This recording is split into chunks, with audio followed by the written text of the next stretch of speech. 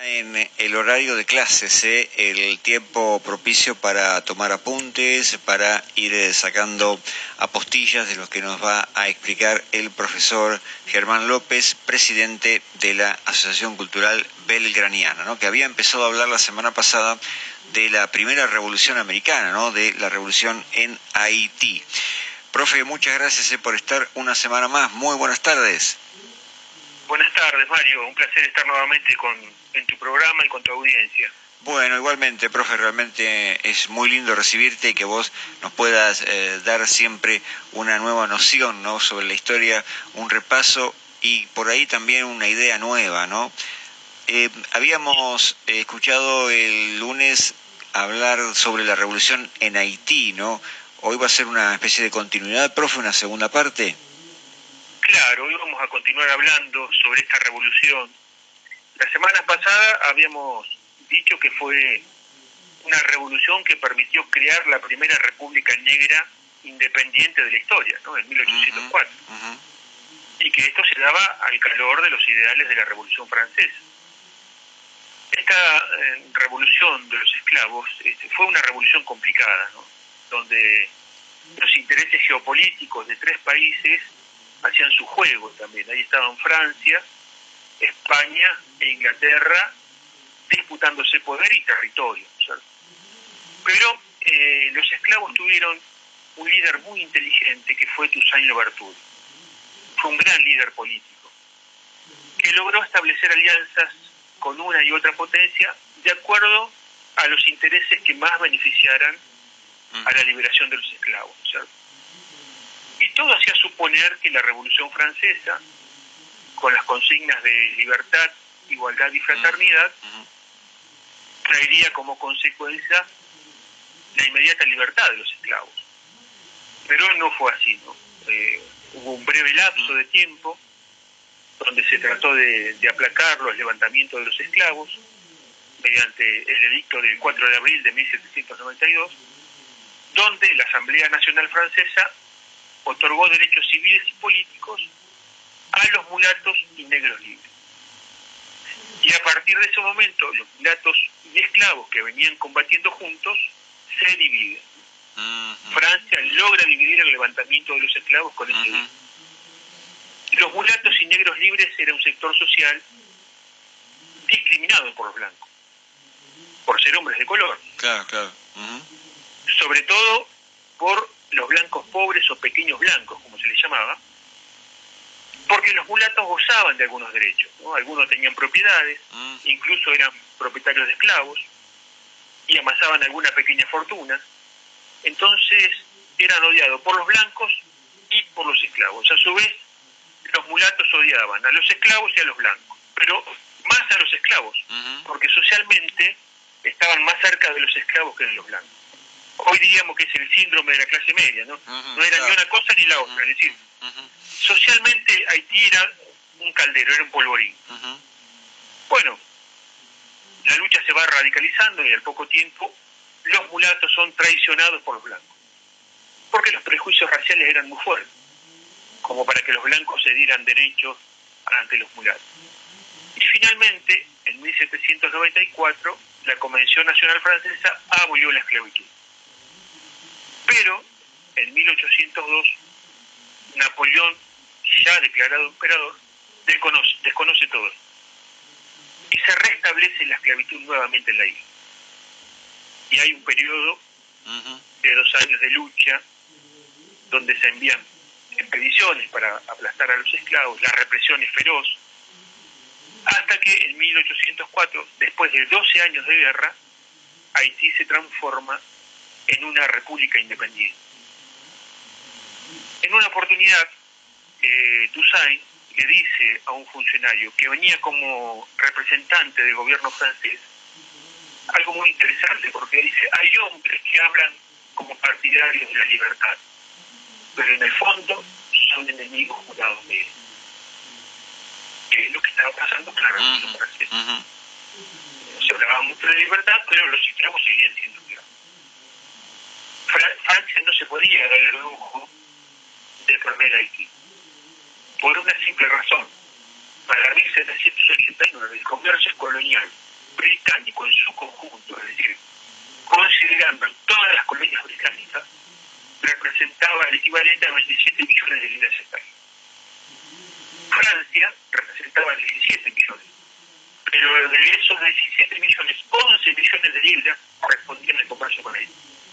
Es decir, que la columna vertebral de la economía francesa se encontraba en las plantaciones de azúcar, café y medicina. Por eso se la llamaba la perla del Caribe. Allí producía el 60% del café del mundo.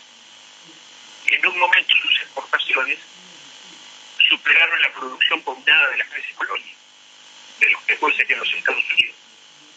Así que era un botín de todas las potencias que lo disputaban. Y la esclavitud es un modo de producción, ¿no es cierto? Sí, sí. Basado en el trabajo no pago. Ahora había que volver al trabajo. Una vez declarada la abolición de la esclavitud, había que volver al trabajo, pero ya no como esclavos, sino como asalariados libres. Y esta transición va a ser muy compleja.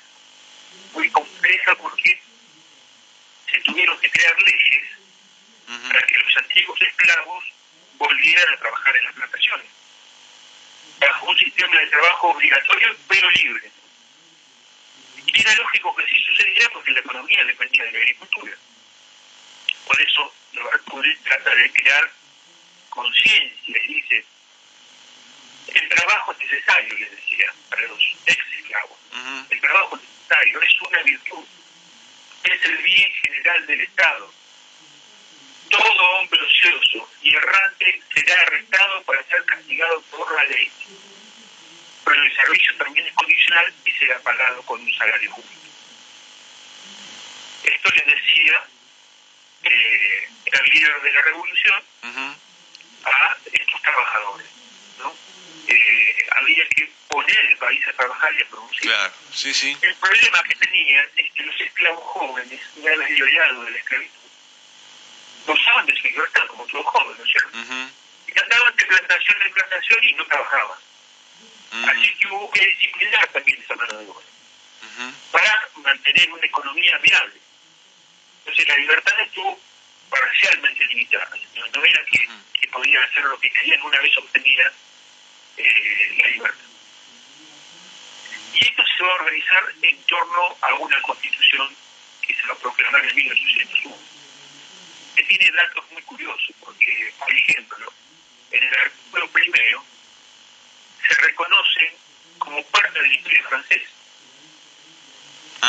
pero que se rigen por leyes particulares. Es decir, no proclaman la independencia ni reniegan de Francia. Es más, Toussaint Louverture se reconoció siempre como francés. Es un dato curioso, ¿no? Porque en plena lucha por la liberación,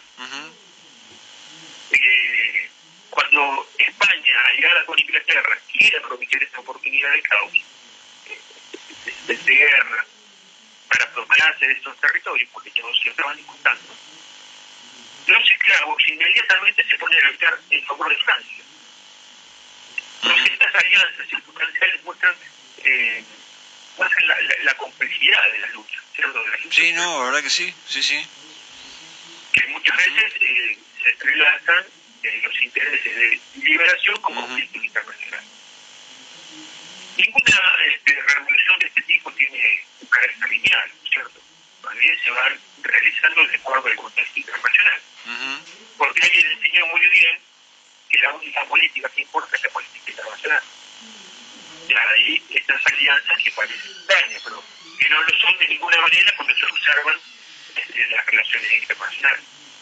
En el capítulo segundo se declara la abolición de la servidumbre en todo el territorio. Y dice: todos los hombres nacen, viven y mueren libres y franceses. Otra vez esta paradoja. Sí. En realidad no reniegan de Francia, sino del mal gobierno. En este caso, el mal gobierno va a ser el de los reyes absolutos. Y esto explica también lo que pasaba en Hispanoamérica con los esclavos, que lucharon a favor de los realistas bajo la consigna: viva el rey, muere el mal gobierno. Esto lo vamos a ver en detalle en los próximos programas, pero ocurre esto con la esclavitud, ¿no? no reniegan ni de España, en el caso de Hispanoamérica, ni de Francia, en el caso de Haití, sino que quieren reconocerse como españoles o quieren reconocerse como franceses. Claro, el tema paradójico es no tener esa mala vida, ¿no? Ese maltrato, digamos. Sí, es una paradoja. Quieren seguir siendo parte de una metrópolis que no los reconoce ni siquiera como seres humanos, ¿no? Claro. Es una cosa muy... Bueno, solo cuando Napoleón los quiere regresar a la esclavitud, ahí se independizan definitivamente, con todos los problemas internos que conlleva no responder a una autoridad única, a una jerarquía de poder. Los efectos para Hispanoamérica, que tuvo el proceso de independencia, es la balcanización en 20 estados diferentes, que antes estaban unidos. Con Haití pasó lo mismo, se dio en dos partes, y terminaron enfrentándose entre ellos, ¿no? Y para evitar un baño de sangre, en el norte fue instalada una monarquía regida por Henry II, y en el sur una república a cargo de Alexander Mayor. Y Pensión es el que va a brindar amparo a Simón Bolívar. Pero la cuestión es esta, ¿no? ¿Cuántos problemas de identidad tiene que resolver un país colonizado y una subjetividad colonizada? De esto va a hablar mucho Ramón, ¿no? En un libro que se llama Piel Negra, Máscara Blanca. Es un libro muy interesante. Bueno, otra cosa interesante para observar de esta Constitución es la cuestión religiosa. Tema por el cual Toussaint fue muy criticado, porque la revolución se realiza en torno a la religiosidad de los esclavos, que era el vudú, ¿no? Claro, el modo que tenían de comunicarse, el modo que tenían de comunicarse en secreto era a través de sus rituales, ¿no? De sus bailes, de sus cánticos, donde se comunicaban cosas que los blancos por supuesto no entendían. Pero la contradicción es que la religión oficial era la religión católica, era la religión del imperio. Y cuando proclaman la Constitución, una vez ya independizados, todos podríamos pensar que la religión oficial pasaría a ser el vudú. Pero no, en el capítulo 3 establece que la fe católica, apostólica romana es la única profesada. Entonces, también es otra gran contradicción, ¿no? Y esta tiene dos contradicciones. Una que va en contra de la religiosidad de los esclavos y la otra que va en contra de los ideales de la Ilustración. Y ya hemos dicho que la Ilustración era profundamente anticatólica, anticristiana. Bueno, a esto lo tratan de explicar con que una cosa es la religión como dogma y otra cosa es lo que los hombres hacen con ella. Entonces, en algunos casos la religión puede ser opresora y en otras liberadora. Bueno, son explicaciones que se dan, pero que en el fondo no deja de ser una contradicción profunda. Y con respecto a las costumbres, también tiene una mirada conservadora, porque en el capítulo 4 dice que el matrimonio, en cuanto a institución cívica y religiosa, sostiene la pureza de la costumbre. El gobierno distinguirá y protegerá especialmente a los esposos que practiquen las virtudes requeridas. Y el artículo 10 prohíbe el divorcio. Y el artículo número 11 alienta a consolidar los vínculos familiares y proteger los derechos de los niños dentro del matrimonio. Es decir, que las costumbres que arreglan esa constitución que se estaban dando los esclavos, lo hace dentro del marco de los valores cristianos. Y el capítulo 5, que habla sobre, se llama de los hombres en sociedad, así se denomina, el artículo 13, que habla sobre la propiedad privada, establece que la propiedad es sagrada e inviolable. Y que cualquiera que intente negar este derecho se hace culpable de delito. Y esto es muy interesante, Mario, porque los esclavos de Haití, ¿no?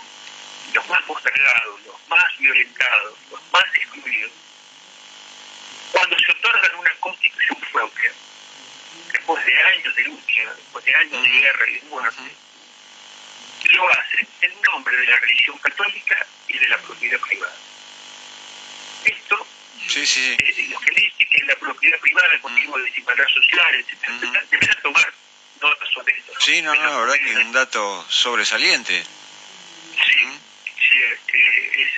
también son todas contradicciones. Y en el capítulo sexto habla sobre el cultivo y el comercio. Y con respecto a los cultivos dice, cada plantación es una manufactura que requiere la reunión de cultivadores y obreros. Es el asilo tranquilo de una activa y constante familia, cuyo propietario del suelo, por su representante, es necesariamente el padre. Pues también. Y con respecto al comercio, dice, el comercio en la colonia consiste únicamente en el intercambio de bienes producidos en su territorio. En consecuencia, la introducción de bienes de naturaleza similar está y seguirá estando prohibida. Es decir, plantea una economía profundamente proteccionista del cultivo político. Sí, claro, exactamente. Sí, prohíbe la importación, digamos, de elementos similares, ¿no? Productos similares, claro. Sí. Con respecto a la administración de gobierno también hay datos curiosos. En el artículo 28 se nombra al líder de la revolución, el reconocimiento por sus servicios, como gobernador para el resto de su gloriosa vida. Es decir, un monarca absoluto. Por lo tanto, esto de que la república tenía popularidad. Además, dice, la Constitución atribuye exclusivamente a este general, el derecho a designar al ciudadano que en la derechada circunstancia del fallecimiento deberá reemplazarlo inmediatamente. Muchos dicen que esa cláusula inaugura una tradición autoritaria, ¿no? Porque cuando tú sales secuestrado por el gobierno francés, donde finalmente muere encarcelado en Francia, el que lo secunda es otro líder de la revolución, Jean-Jacques Dessalines, que se va a autoproclamar emperador de Haití. Bueno, esto nos brinda también una muestra de la complejidad de los procesos emancipatorios, ¿no? No todos blanco y negro, todos derechosos, todos se confunden. Bueno, después de esta condición que Napoleón no va a aceptar, por supuesto, se va a declarar la independencia de Haití. Y acá viene otro dato muy importante, que es el proceso de endeudamiento profundo al que fue sometido Haití. Y que se produjo en toda América Latina en el año 1825. En ese año Francia le exige a Haití, a cambio del reconocimiento de su independencia, una indemnización gigantesca de 150 millones de francos. Lo mismo ocurrió con nosotros, cuando en 1825, siendo el reconocimiento de nuestra independencia, Gran Bretaña exige que tomemos un empréstito de 1 millón de libras esterlinas, que fue el famoso empréstito que tomó Rivadavia con la Lehman Brothers. Que fue el inicio de la deuda externa, claro. Se ve que este fue un movimiento articulado por Europa, porque en 1825 todos los países que se independizaron tuvieron que endeudar. Una forma de seguir siendo dominadores, ¿no? De esas colonias, claro. Claro, a cambio del reconocimiento de la independencia. Es decir, que ya desde el inicio arrancamos condicionados. Y si nosotros tomamos 1 millón de libras esterlinas con Gran Bretaña, Haití fue endeudada en el equivalente aproximado a 6 millones de libras esterlinas. Es decir, 6 veces más que nosotros. Un país mucho más chico. Claro.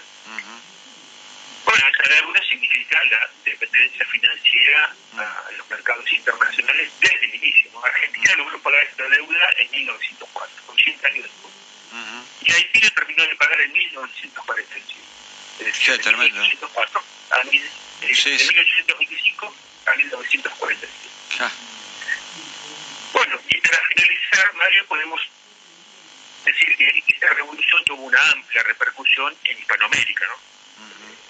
No tanto en nuestra región, pero sí en Colombia, sí en Venezuela, donde utilizaban mano de obra esclava en las plantaciones, donde los grandes latifundios se encontraban en manos de 650 familias. Entonces, el peligro de que se extendiera la revolución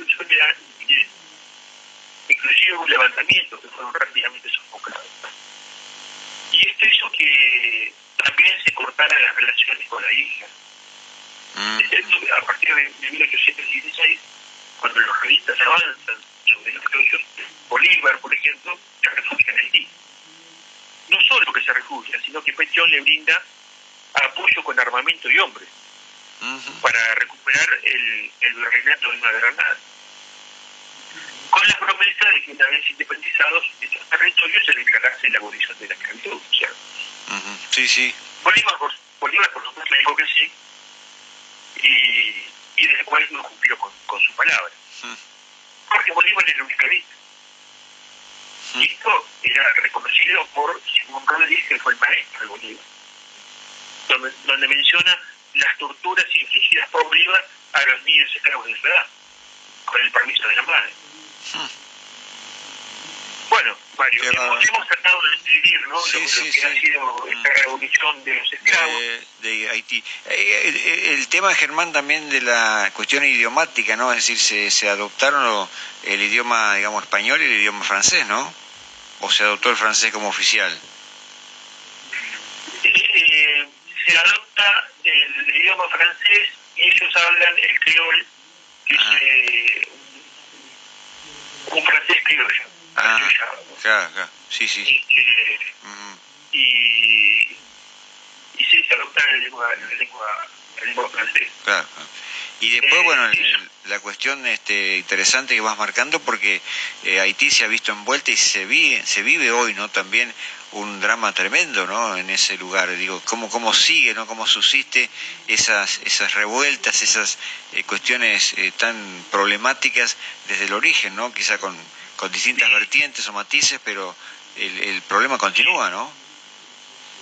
Sí, no ha podido superar estas contradicciones de origen. Exactamente, sí, sí. El problema de los pueblos colonizados justamente es que esas estructuras de colonización se encuentran insertas en la subjetividad de las personas. Uno se puede independizar y crear leyes que reivindiquen esta independencia y llevar adelante luchas y guerras para independizar el territorio, pero por ahí mentalmente uno todavía sigue siendo esclavo. Exacto. Y ese es un problema. Y ese es un problema. Subjetivamente esa persona todavía no se pudo liberar. Sí, interesantísimo lo que marcas, todo un título. Profe, te agradezco infinitamente este contacto de hoy. Bueno, seguiremos, por supuesto, esperando el próximo para seguir ahondando, ¿no? en lo que ha sido la historia nuestra. El lunes que viene. Quiero, antes de terminar, quiero recordar que todos estos títulos los pueden volver a escuchar, aquellos que les interese el tema, en el canal de YouTube de la Asociación. El canal se llama Asociación Cultural de Grañero de la Barría, donde pueden encontrar más de 70 videos con las diferentes temáticas que hemos tratado en este programa. Bien, perfecto. Profe, un abrazo grande, Abrazo grande, Mario. Hasta luego. Gracias. Distribuidora Forma, venta de muebles escolares.